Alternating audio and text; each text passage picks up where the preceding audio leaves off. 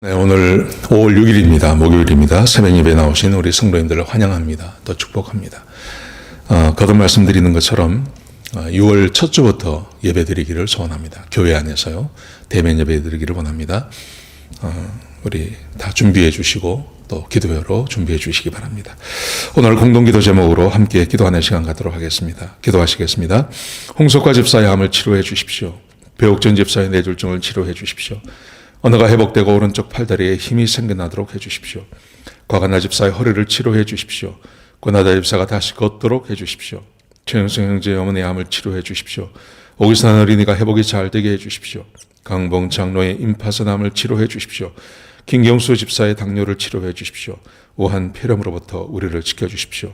예수님의 이름으로 기도합니다. 아멘. 오늘 본문의 말씀은 출애굽기 13장 11절에서 22절까지 말씀입니다. 오늘의 본문의 말씀은 어제 말씀에 이어서 계속 하나님께서 유월절에 대해서 말씀하시는 것입니다. 유월절을 왜 주셨는지, 어떻게 주셨는지, 그리고 하나님께서 출애굽, 유월절을 통해서 출애굽만 하시는 게 아니라 그 이후에도 하나님께서 그들을 계속 인도해 가시는 것을 우리에게 보여줍니다. 오늘 본문이 우리에게 주고 있는 교훈은 이것이라고 생각합니다. 구원뿐만이 아니라 하나님은 우리를 죄에서 구원해 주셔서 하나님의 자녀로 삼아 주실 뿐만 아니라 또한 하나님께서는 우리를 매일같이 인도해 주시며 우리가 주님 나라 갈 때까지 우리를 인도하신다는 것을 보여주고 있습니다. 자, 같이 한 말씀을 한번 보시죠. 11절에 보시면 11절부터 13절까지 하나님께서 이렇게 말씀하세요.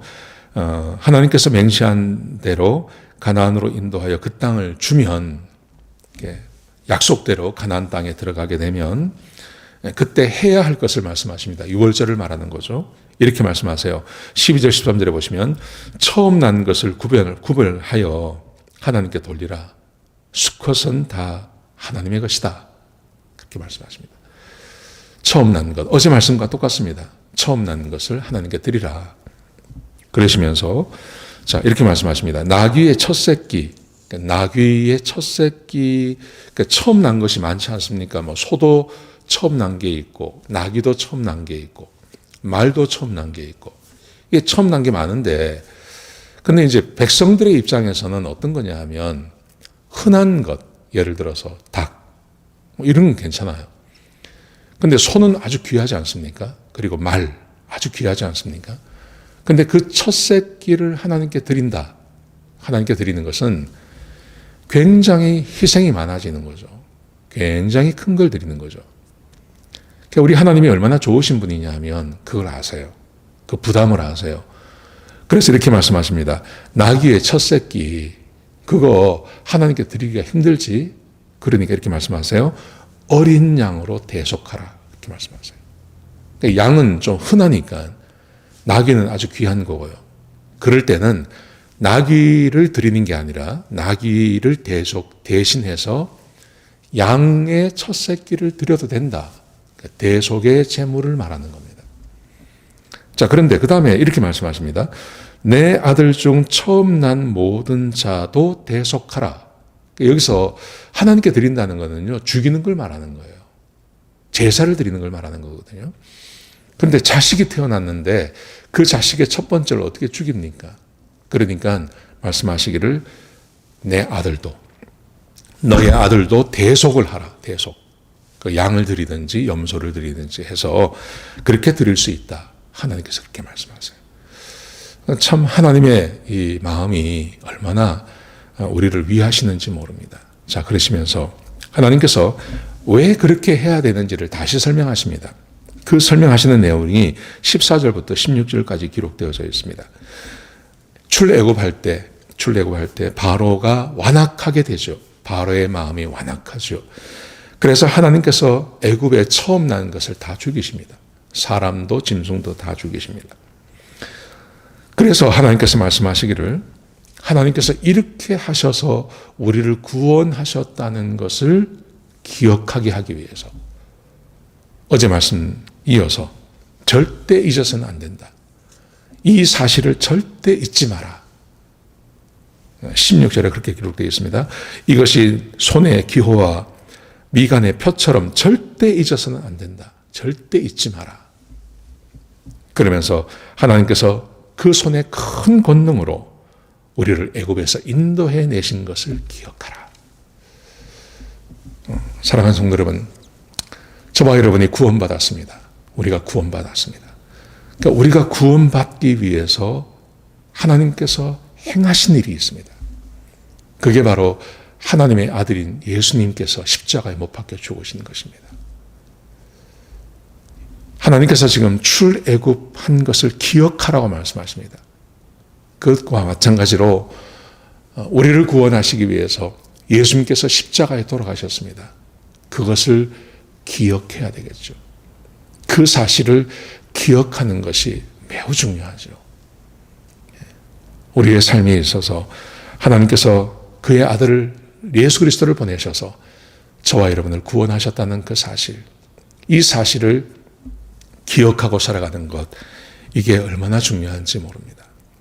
기억하시기 바랍니다. 자, 그러시면서 하나님께서 이렇게 말씀하세요. 이제 출애굽 하셨습니다. 출애굽 시키신 다음에, 자, 하나님께서 이렇게 하십니다. 17절에 보시면요. 하나님이, 자, 바로가 백성을 보낸 다음에 쇼컷이 있었다고 말해요. 지름길이 있었습니다. 그 지름길이 어디냐면 블레셋 사람들의 땅을 지나가는 거였습니다. 그런데 하나님께서 그리로 인도하지 않으셨습니다. 블레셋 사람의 땅으로 인도하지 아니하시고 홍해의 광야길을 따라서 돌아가게 하셨다는 겁니다. 그런데 그 이유를 이렇게 설명합니다. 만약에 출애굽하자마자 블레셋과 전쟁이 벌어지면 이 백성들이 겁을 먹고 애굽으로 돌아갈까 봐 하나님께서 그렇게 하지 아니하시고 돌아가서 전쟁을 치르지 않고 가게 해 주셨다. 그렇게 말씀하십니다. 하나님께서 전쟁을 막아주셨다는 말이죠. 그냥 보통 사람 같았으면 아마 블레셋 땅으로 들어가서 쇼컷으로 가려고 했을 것입니다. 그런데 하나님께서 그렇게 하지 아니하시고 전쟁을 막아주시고 전쟁을 피해서 가도록 해주셨다. 그렇게 말씀하세요.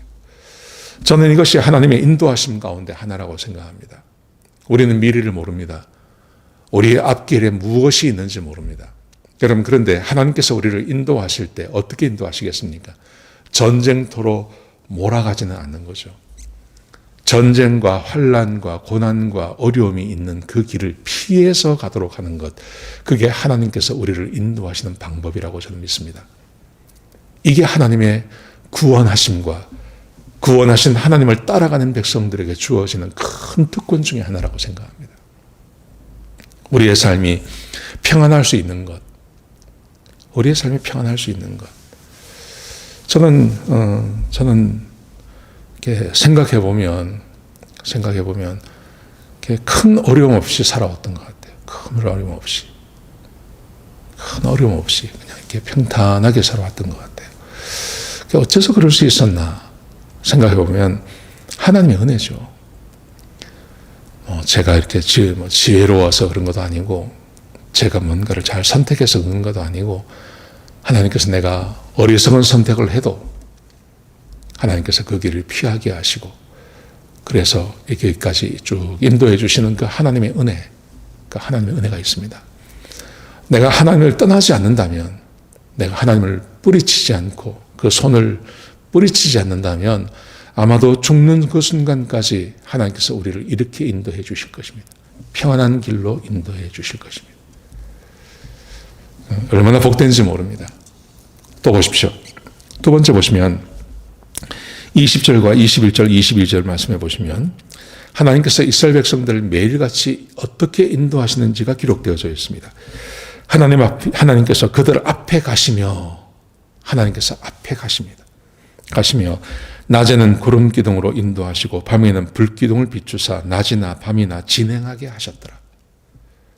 낮에는 구름 기둥으로, 밤에는 불 기둥으로 하나님께서 백성들의 제일 앞서서 가시면서 낮에는 구름 기둥, 밤에는 불 기둥. 우리가 지금 리버사이드에 살고 있지 않습니까? 아무리 더운 날씨에도 그 나라에만 딱 들어가면 시원하지 않습니까? 그리고 밤이 되면 춥잖아요, 여기가요. 아무리 낮에 더워도 밤이 되면 막 찬바람이 불지 않습니까? 그때 하나님이 불기둥으로 인도해 주시는 것. 따뜻하게 해주시고 낮에는 그 뜨거운 태양을 가리도록 시원하게 해주시고 이게 하나님의 인도하심이라는 겁니다. 여러분 하나님의 인도하심이 얼마나 귀하고 좋은지 모릅니다. 출애굽만 하신 게 아니라 출애굽만 시켜놓고 나 몰라라 하는 분이 아니라는 거죠.